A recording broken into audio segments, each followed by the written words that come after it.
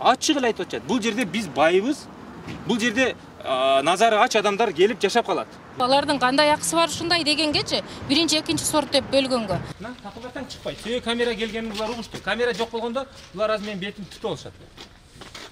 Ана бая айтып аткан баланын аркасынан келип уруп, бая жаман сөздөр менен айткандын бардыгын уюштуруп аткан ушул эже булар. Келип кол көтөрүп, ызычы кылып, элдерди топтоп, ошол ызычыларды кылып атат. Дагы мерге дагы ушул сөздү айтты. Ал Кудайга ишенген киши, ал менин оюмча тастыктап берет бул сөздү. Каплаган казы трамбовка кылышты, менин үйүм полный трещина болуп кетти. Азыр көрсөтүп берсеңиз болобу ушуну? Эми ушу байлардын немеси эле ушулар эле жашаш керекпи? А башка жашаш керек эмеспи? Бул жөнөкөй адамдар келсе, булардын ошондой байлык жашагандарын көрүп калбасын деп максат ошол. Ошол байларды бай кылып аткан карапайым эл болот. Ошону билсин да. Булар кыйын, любой жерге чалып, прокуратурага да чалып, аналардын иши эмне болуп калыптыр, аналардын иши эмне болуп калыптыр. Силер эмнеге олорго уруксат бересиңер? Силер андай кыласыңар, силер мындай кыласыңар деп ызычууну салып аткандар ушулар. Келип, дурдут деп Жок, ондай кылган жокпуз. Биз трамбовка кылган жокпуз. эмне болду? Видеоматериалдар да бар. Видеоматериалдар да бар. Жөнөкөй адамдарды басмырлап өттү уже. Басмырлап атышат. Ошондо сиздин оюңузча эмне азыр негизи эле? Эмне болуп атат азыр бул жерде? Законное строительство. Незаконный? Да. Көзүм май басып калган. Ачык айтып атат. Бу жерде байлар жашаш керек деп. Байлар жашаш керек деп атат. Ачыгын айтып атат.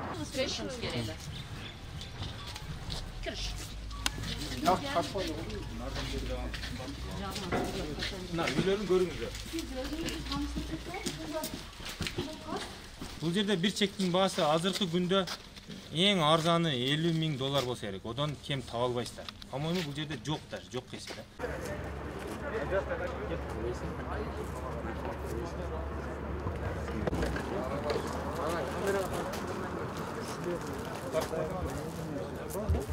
$2017 сатып алганбыз.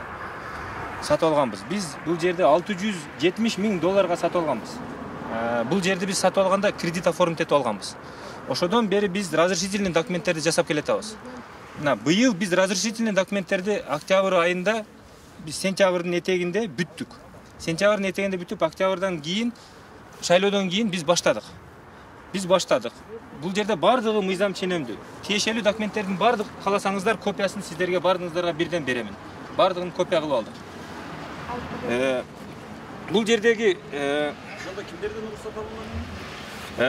градосоветтен өтүп, архитектурадан уруксат берилген, Бишкектен, ГИПИден, детальный планирование городтан дагы, ошо Бишкектен дагы ГИПИден полный разрешительный документтердин бардык тиешелүү органдардын бардык тиешелүү документтерди алып, биз ровно 2,5 жыл дегенде документти бүттүк. 2,5 жыл. Документке ушунча кетти. Документке аябагында билесиздер. Стройкада бул ар бир метр квадратына проектте $4 жасалат. Ал өтө чоң акча жасалып кетилет бул жерге. Биз анан буну баштагандан кийин бул жактагы жителдер чыгып тополоң салып атышат. Бул жерде жалаң байлар. Бул жердин байлардын бул айткан себеби ачык эле айтып атышат. Бул жерде биз байыбыз. Бул жерде назары ач адамдар келип жашап калат. Ким айтты ошо? Ушул жителдердин бардыгы ушинтип айтты. Эгерде мен жалган айткан болсом, ушуну мэрдин кабинетине барып тополоң кылып дагы мэрге дагы ушул сөздү айтты. Ал Кудайга ишенген киши, ал менин оюмча тастыктап берет бул сөздү. Азыр кааласаңыздар мен ошолордун үйлөрүн көрсөтүп койсом. Тополоң салып, онда эмесе эгерде мамлекетибиз иштеп атканын билдирсек, онда тиешелүү адамдардан документ албай эле, онда ушул 5-6 эле байлардан мана алып коелук онда документ, разрешенияны. Ушулар уруксат берсе эле куруш керек болот. Булар 5-6 көзүнө май басып калган адамдар эчтекени көзүнө илбей аз келгенси бизди жөнөкөй адамдарды басмырлап өттү уже. Басмырлап атышат. Ызычуу, күндө ызычуу, тоскоолдук кылат, барып прокурорду жакалайт, экотек инспекцияны жакалайт. Буларга бардык нерсе боло берет. Булар себеби ошондойго көнүп калышкан. Бул жерде биз жөнөкөй адамдар үчүн үй куруп атабыз. Бул жөнөкөй адамдар келсе, булардын ошондой байлык жашагандарын көрүп калбасын деп максат ошол. Болгону ошол. Башка эч кыйтык таппай, эчтеке бардыгын текшерте берип чарчашып, акыры эми ошого өтүштү. Кааласаңыздар көрсөтүп коеюн үйлөрүн.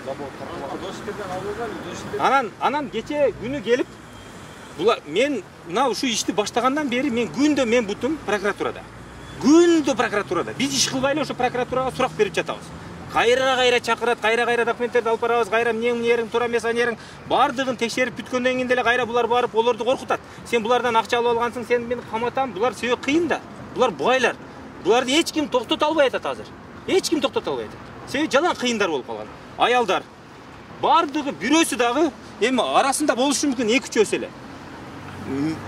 Ушундай өздөрүнүн менети менен жана бизнес кылып байыгандар. Калгандардын бардыгы госучрежденияда иштешет, жана мамлекеттик органдарда иштешет. Бардыгы.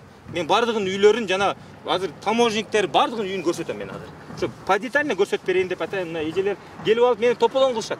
Азыр же болбосо куруш керек. Же болбосо ошол булар менен топтоп алып туруп, менен бул жеримди сатып алыш керек дагы. Мен баягы кредитимди жабышым керек.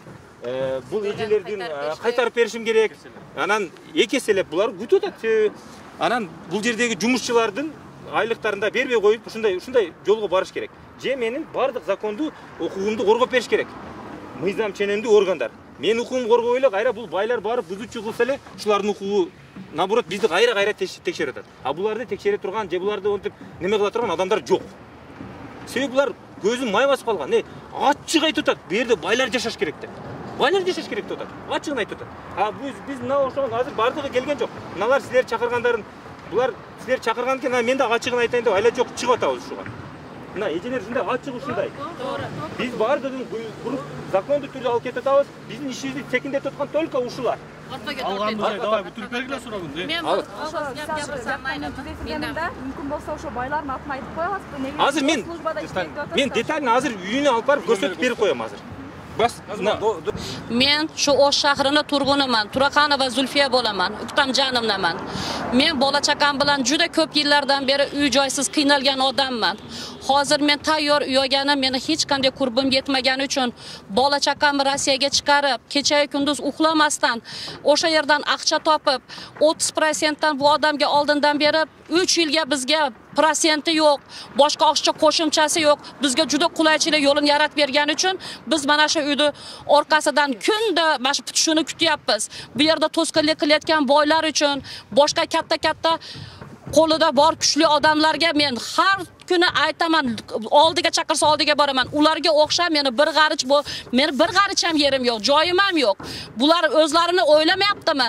Ular boy bo'lgani bilan o'lganida hammasini boradigan joyi 2 metr go'r bo'lsa, bir xil surib bo'lsa, karantin bo'lib, hozir ham yo'q virus bo'lib, ertaga kim o'ladi, kim qoladi shuni o'ylamayaptimi? Bu insonlar qachongacha boy kambag'alni ajratadi? Hali ular ajratadi, hali nasiya ajratadi. Bizga qachongacha bunaqa qilib yashashimizga yo'l berishmaydi. Biz eldan mana shu bari, mana shu hukumatdan, militsiya odamlardan, prokurorlardan hammasidan so'ranamiz. Biz kambag'allardan ham dodini eshitishadimi yo hamma yo'qda faqat aqcha bilan yetishimiz kerakmi? Тавакалова Гүлмира, ушул Карасу районунан болом. Ушу жерде Нияз менен таанышып, мен дагы 2 ай мурун бир балам эмеде, кызым Кореяда иштейт, бир балам Москвада иштейт. Алардын тапкандарын жеп ичип отура бербестен кичине жыйнап, алардын келишине тойлоп баягы эмелерден көрүп атабыз го, роликтерден жок кылып салбастан ушу кичине ушулардын тапканын бир нерсеге жаратып калайлы деп биз дагы өтө ыңгайлуу да, мына бөлүп төлөгөнчө ошол ыңгайлуу болгондуктан мына ушуга бардык элек да. Эми биз дагы ушул үйлүү болуп калайлы деп анан мына жаштыгыбыз калган жок. Биз деле барган сайын ушундай жылуу үйдө, удобный үйдө жашагыбыз келет. Биздин деле айылдан сурулуп чыгып кичине ушул шаарда туралы дедик элек. Анан балам чалат да, эмне болду апа, үйдөн кабар деп. Келсе келе результат жок да. Дагы эле мына жылып откладывание болуп атат да. Бүтөлөк. Анан акыры чыдабастан келдик чындыгындачы. Эми качан ушундай. Анан бу жердегилердин толук акысы жок, байлар, кембагалдар деп бөлгөнгөчү эмнеге биринчи сорт, экинчи сорт деп бөлүшөт да. Алар деле случайно эле келип эле бай болуп калган эместир. Мен ушуга чыдабай ушунчалык эме кайнап келдиңде кулагың укса курсак кайнайт дейт го. Алардын кандай акысы бар ушундай дегенгечи биринчи, экинчи сорт деп бөлгөнгө. Эми биз мынабул ушу суранабыз да, бизгечи ушундай сөзсүз бизге пожалуйста чечип бериңиздер. Уже документтери бардыгы жайында болгондуктан өтө ишеним артып атабыз. Биздин үмүтүбүз өтө чоң. Ушул эми Монреалдан үйлүү болуп калабыз деген аябай чоң үмүтүбүз бар да. Ошого бардыгыбыз чогулуп келдик. Суранабыз ушул үйүбүздү башташса, эртерээк бүтсө, ана балдарыбыздын тапкандары бекер эле чачылып асманга кетпесин да. Кыргызстанда айлык болса, биздин балдарыбыз да ошо жакта жүрбөйт эле да. ошол жерде айлыкка иштеп үй салат эле. Азыр возможность жок да. А эмне кылыш керек биз балдарыбыз? Эми ушу байлардын немеси эле ушул эле жашаш керекпи? А башка жашаш керек эмеспи? А биз ошону азыр биз ушул жака шашылып келдик. Эмне себептен мындай болуп атат деп. Ушуну биз ошо жогорку мына акимияттан, ошо прокурорлордон, ошолордон, прокуратурадан ушул нерсени чечип беришиңиздерди, ушуга көбүрөөк көңүл бурушуңуздарды биз силерден суранабыз. Качангаcha биз адамдарды коргойт да? Бай кембагал деп ажыратат. Эгер алар прокуратураларга барып аткан болсо, биз деле барабыз. Даярбыз, биз деле Борамыз. Прокуратурага борамыз, Верховныйгача борамыз, Бишкеккече борамыз. Колумуз жетет. Адамдар келип калды. Ал уккандар канча? Эми бул жерде документтер даяр болуп аткандан кийин биз ишеним артканбыз да. Ишенгенибиз үчүн бергенбиз пулду. Документ даяр болгондон ишеним бергенбиз да. Эми баары даяр болгондон кийин элдердин мындай кылганга акысы жок да. Ошол байлар алдыбызга келсин да. Ошол байларды бай кылып аткан карапайым эл болот. Ошону билсин да. Биздин базарда отуруп, сызда отурат, балдарыбыз Россиялап жүрөт да, чет элдерде жүрүшөт. Ошолор жыргап акча тапкан жок. Ошолордун эсебинен, ошолордун эсебинен байып атышат да. Эми бул сөзгө Алла турат. Алла кандай сөздөргө кандай жооп берет, Алла билет. Бирок мындай чоң сүйлөгөндүн адамдардын мындай кереги жок да. Эми алар сүйлөп туруп. Мен оюмча мына жерде үй бийик болуп түшүп калса, байлардын үйлөрү жолдон тосулуп калабы, же ошон үчүн өздөрүн неме кылачабы деп ойлоп атам да, азыр ой кетип атат да. Şu büyük üylörü tosulup görünbey kalabı, baylıklar maktanalbay kalışabı. Бұл жерге бийик үй түшүп калса дейт. Бұл жерден машиналар көп келет дейт. Мына ушул жолго, мисалы, ушул жолго биз энергия строй материалыбызды алып кире албай 3 күн кыйналдык. Бул жол өзү жол мамлекеттик болуп эсептелеби? Мамлекет. Жол мамлекеттик болуп эсептесе, ушул жолго биз киргенге акыбыз жок экен. Менчик кылышпапты да булар. Жолду ham менчик кылып алышкан. Любой жолго, любой жердеги Кыргызстан, Кыргызстанда эмес, дүйнөнүндөгү любой жердеги жолго адамдар кирүүгө, ошон эсебинен жол да. Кыргызстанда Өмүр бою мамлекеттик кызматта иштеп келет. Өмүр бою мугалим болуп, жогорку окуу жайларда иштеген. Жогорку окуу жайларда иштеп, айлык менен ушундай үй салууга болобу?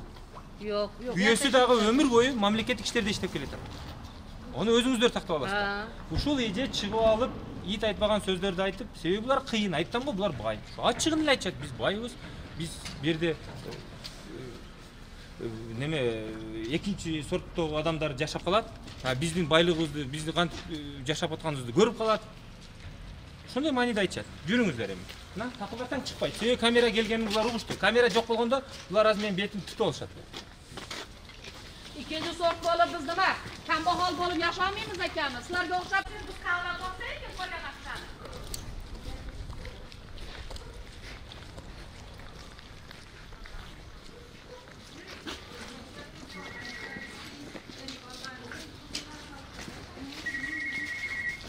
İkinci sort. Birinci sort, birinchi sort qolmoqda. Бул уй. Курбаналиев Төрөкул деген таможниктин үйү. Аялы эч жерде иштебейт, ушундай үйдө жашайт. Булар кыйын, любой жерге чалып, прокуратурага чалып, аналардын иши эмне болуп калыптыр, аналардын иши эмне болуп калыптыр, силер эмнеге олорго уруксат бересиңер, силер андай кыласыңар, силер мындай кыласыңар деп ызы-чууну салып аткандар ушулар. Ушулар, себеби булардын бардык жерге чыкпайт азыр. Бардык жерге тил өтөт, бардык жерде таанышы бар, связи бар. Факыл деген, Исаков Факыл деген жашайт. Ал деген мурдагы экс мэрдин бир тууган иниси болот. Аялы дагы врач. Жашаган үйлөрүн көрсөңүздөр, эсиңиздер ойт. Эсиңиздер ойт. Ушундай. Эми жүрүңүздөр, наркы көчөгө барып туруп, наркы көчөдөгүлөрдөн түшүндүрөм. Мына, ушул жерлердин бардыгын айтпай, 90% мамлекеттик кызматкер адамдар. 90%. Qonni to'qlar ekan-da. Мына. Ушул Арапбаева Динара деген эже. Өмүр бою мамлекеттик кызматта, күйөөсү дагы, өзү дагы мамлекеттик кызматтарда иштеп жүргөн эже. Ушул эже биздин ишке тоскоолдук кылып, ана бая айтып аткан баланын аркасынан келип уруп, бая жаман сөздөр менен айткандын бардыгын уюштуруп аткан ушул эже болот. Арапбаева Динара. Текшерсеңиздер да болот. Мындай чоң үйлөрдө жашайт. Государственный иште иштеп атат. Мындай чоң машиналарды минет. Мына машиналардын тургандарыңды караңыздар.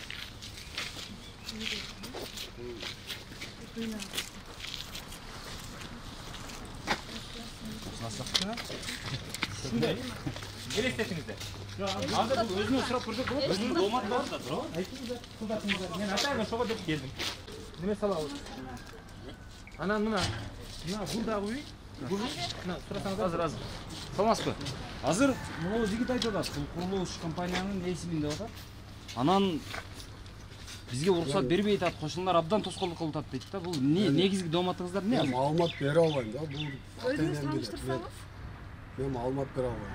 Сиз ошондой Болсо аз чакырайм келишсин. Ооба. Просто они этим занимаются, я почти не в курсе, да? Сиз ушул жерде жашайсызбы? Жашайсыз, бирок машина менен жүргөнүңүздө караганда сиз чоң эле киши окшойсуз. Жок, бул атам машинасы. Жок, ошондой деле минип жүрөсүз да. За рулем отурган 18ден өткөн киши, туурабы?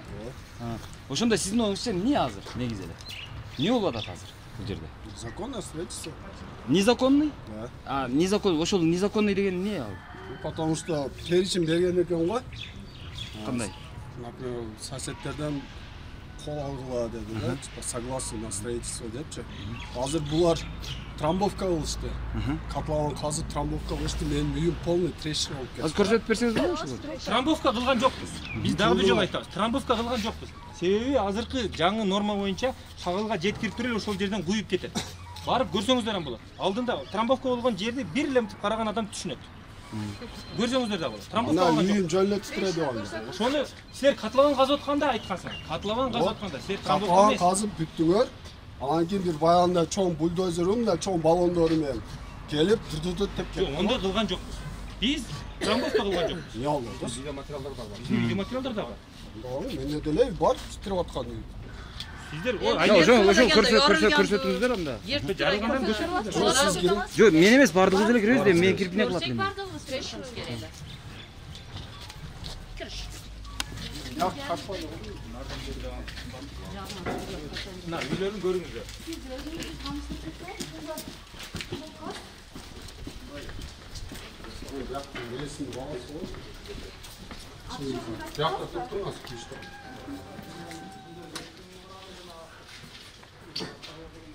Динара деген жерди да бул. Үйдө тартпай да бар. Кайсы эмне тартабыз ошондо? Кайсы аз күч тапчы. Ачыраак күч кайда? Үйдө адына тартмала. Тартыш керек. Siz көрсөтө албайсызбы? Сизде видеолор бар да, трещина болгондо. Тирегенде. Keçirap, endi azı gelişet. Atayını, özden görüşürüz. Ben arka koymuşum, yol olmadan gitmişsin. Ama özden tutar düşsek olsun, zaten zerdeyi alacağım.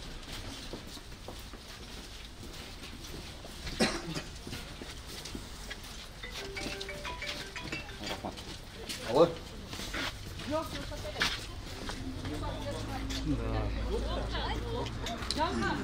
Азыр ошондо Кечке силерге даярдап коёбуз. Точкалар болду, жүргүлө кет. Эми мына үй неменин үйү? Бул азыр ошондо канча дольщигиңиз бар азыр? азыр биз где-то 11 плюс 3 14 дольщигибиз бар. Мынабул Тамеки Жаңарыкта Тамеки заводунун директорунун үйү.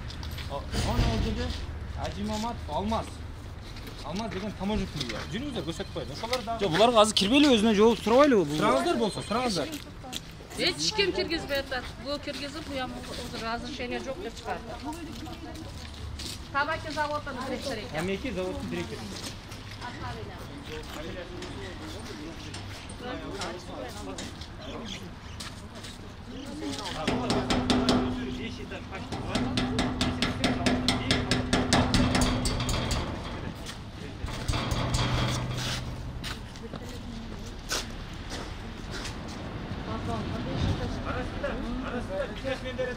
Арасында бизнесмендер бар. Алар түшүнүп, алар мындай эч кандай мындай тоскоолдук болбойбуз. Бура бергиле деп. Унутпай койгондор да бар. Түшүнгөндөр. Ана ал жерде таможник бар. Кайра аялы менен кошуп, аялы турат. Көрсөңүздөр, жүрүңүздөр, көрүңүздөр. Просто таң каласыздар. Мамлекетте иштеп кандай заправкалар бар. Аларга элдердин үйү жана заправка салууга мүмкүн, а бизге мүмкүн эмес. Элдердин бардык нормаларын каттап үй куруу. Бул үй кимдики мынау? Жанагы Кремльдардын үйү деген ушул. Жоқ, Кремльдар ол ауыз кісілер. Олар ешқандай бізге тоқолды қылбады, жана олар түсінет олар, бизнесмендер олар. Бұлар бизнесмендердің үйі. Бұл недер деген таможниктің үйі. Бұл таможниктің үйі. Бұл экс-таможник болған, ол уағында таможник өтті. Мына бұрынғы базы. Азыр істеуі керек таможник.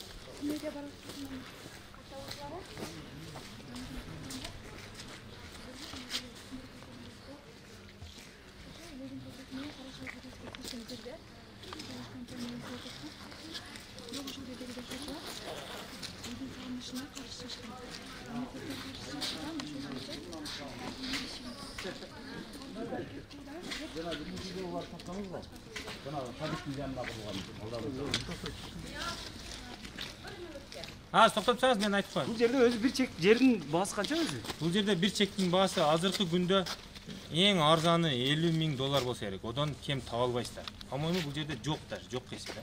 А бұл таможниктің үйі. Ушул жерде таможняда иштейт. Алмаз. А бұл қайсы таможниктің үйі? Фамилиясы кім эле? Ажы Маматов. Ажы Маматов Алмаз. Аялы врач. Жоқ, Медер деген. Бұл жерде не жалаң базушылар жашайды? Уруксатын бергенден кийин анан курулуш керек деген ошондой понятие бар экен да. Азыр ошто ушундай бардык эле стройкаларда кошуналар чыгып алып биздин колубуз керек деп ошентип берет. Онда эмесе биз комиссионный караганбыз. Бизде комиссионный караган чечимдер да бар. Экотехинспекция, пожарный, санэпид надзор, экологический. Булардын эч кандай булардын үйүнө жана экологияга тоскоолдугу жок деген мэриядан чыккан корутунду бар.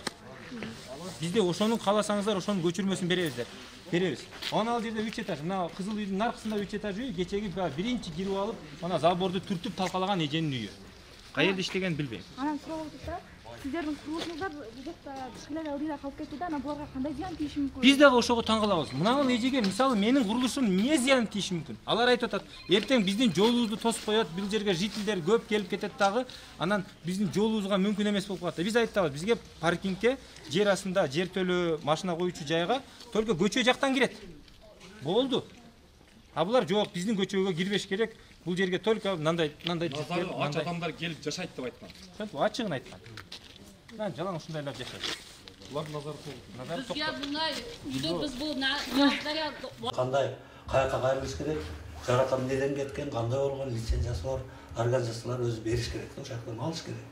Эгер действительно булардан күнөө табылып, ошондой корутун болгон болсо, анда алар баалатып, сотко кайрылып өндүрүп алса болот.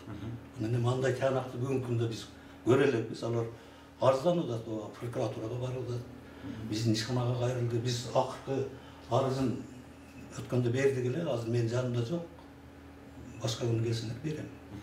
Кат жүзүндө толук кандуу кандай болгон, булар былтыр кантип баштаган, кантип токтотулган, анан быйыл кантип кайра жаңыдан жандандыра баштады. Кимдер аркылуу биз эми токтотконубуз ооба, токтот убактылуу. Булардын өздөрүнүн жанагы пландык эмесин өздөрүнүн арызын негизинде.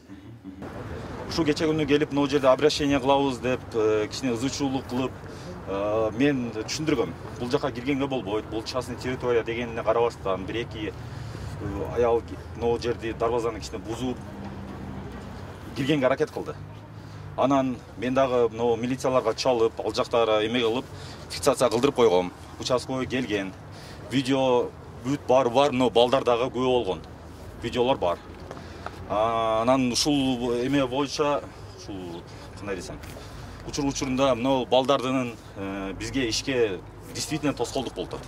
Ким тоскоолдук болуп? Кошуналар тараптан.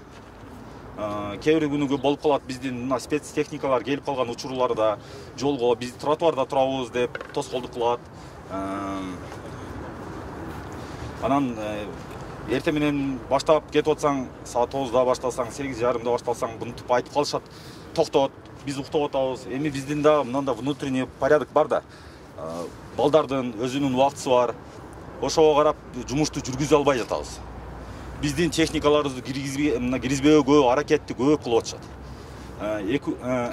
Эки күндүн биринде ушинтип келип алып, могу жерде топтолуп, анан могу жолдор эми частный болбосо керек го дейм. Биздин техникаларыбыз киргенге башында тоскоолдук кылган.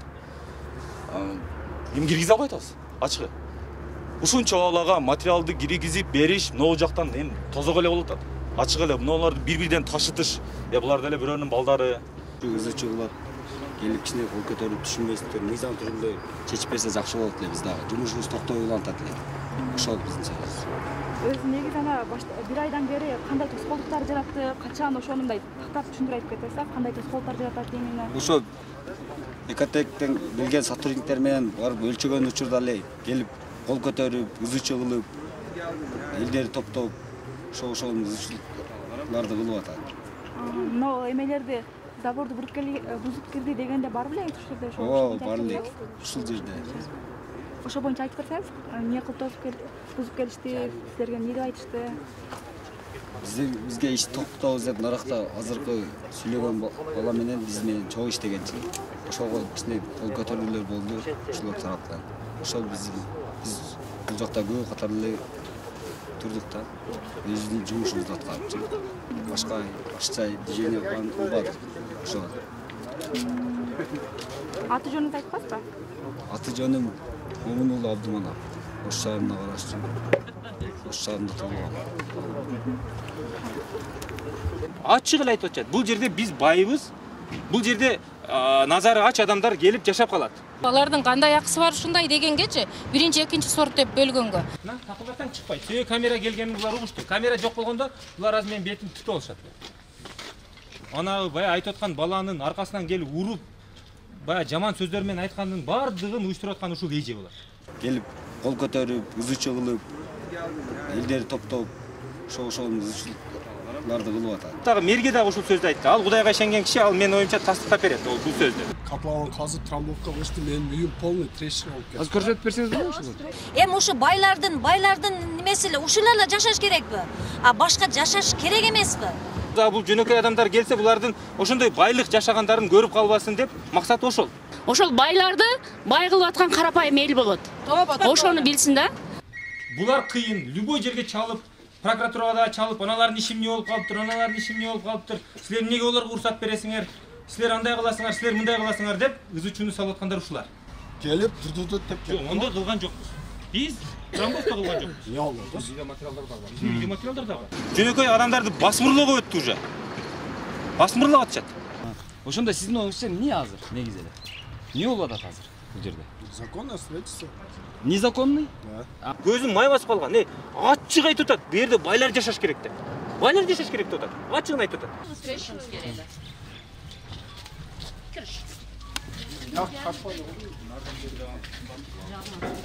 Мына үйлөрүн көрүңүздөр.